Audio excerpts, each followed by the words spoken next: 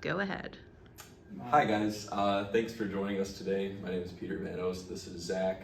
We're here in Don Ruba's ETE 130 class for digital circuits. This is our first practical test today, and we're actually going to be walking through a pretty basic circuit, but it's got a lot of really good applications for digital output. And what we have is a monostable multivibrator circuit by use of a 555 timer with an RC time constant to give us control over the output of the 555 timer. We started here with, we drew our schematic first and foremost. Before you get into anything, getting hands-on, you always want to make sure you have a solid foundation of a schematic, whether that's drawing it out using Falstad circuits or what have you. With that being said, let's get right into the meat of things. Zach here did a really good job building the circuit and proving it out. So I'm gonna have him take it away and walk us through what he did in his breadboard. So, Zach? Set that down right here, just so we have that Of course, also to reference. gotta have the schematic. Yes. There's a schematic. Okay, so here's the schematic right here. And so pin 1 of the 555 timer, which is right here, is going to ground.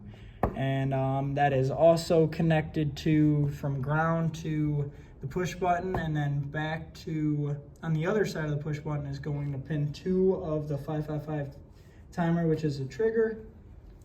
And also there is a 1K ohm resistor right there going to positive.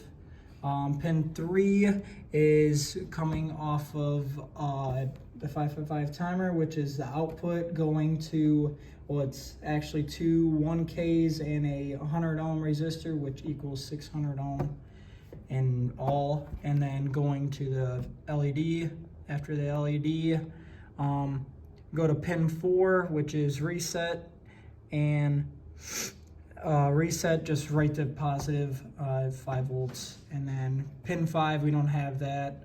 Pin 6, we're going to, pin 6 is coming from here to the 10K ohm, and which is also connected to pin 6 and 7 are connected, and actually 8, but through the 10K ohm resistor, and also the capacitor, which is connected to all 3 of them. So then also the pin 8 is positive, so going obviously to positive and going back to the other side of the 10K ohm resistor. And then if we press the button right here, Oh, yep, demonstration. gives us a nice little light for 1.1 seconds. And we were able to get our 1.1 seconds. Going back to what I mentioned before with the RC time constant, it's a product of your resistance and capacitance in series using the 10K and the 10K ohm and the 100 microfarad capacitor. We're able to get that down pretty dang close to 1.1 seconds to control that output. Just going back, one more thing to touch on with our series parallel resistors, we were using the series parallel resistance formula to calculate getting exactly 600 ohms. There is no 600 ohm resistor, at least not one that's specially made and probably costs a fortune. So using the series parallel laws, we were able to actually get a 600 ohm resistor in series with the LED to make sure that nothing went boom, because things are expensive nowadays and they take a long time to get, so we wanted to avoid that. Having said all of that, we did have one slight issue. One of the guys came in here during lunch break and started fiddling with our circuit, and we actually got our ground wire disconnected. We went through some troubleshooting procedures, checked out, make sure everything was still working, and we weren't getting that output, so our circuit wasn't working.